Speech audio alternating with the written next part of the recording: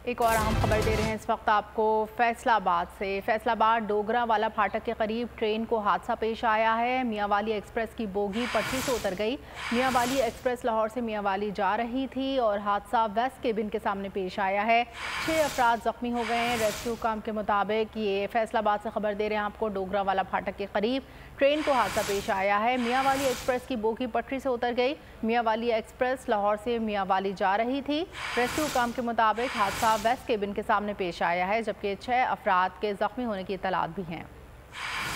अफसोसनाक खबर देने आपको फैसलाबाद से, जहां डोगरा वाला फाटक के करीब ट्रेन को हादसा पेश आया है। मियांवाली एक्सप्रेस की बोगी पटरी से उतर गई। मियांवाली एक्सप्रेस लाहौर से मियांवाली जा रही थी और हादसा वेस्ट केबिन के सामने पेश आया है। 6 अफराद के जख्मी होने की इत्तलात।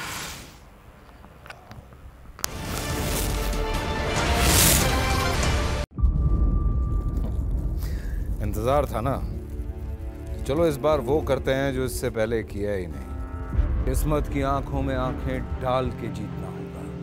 सब में है शेर जैसी राह, जर्रा जर्रा भी हर कंटेस्टेंट को लगेगा पहाड़। लड़खड़ाना नहीं है, खोल दो अपने पंख अगर आसमान छूना है।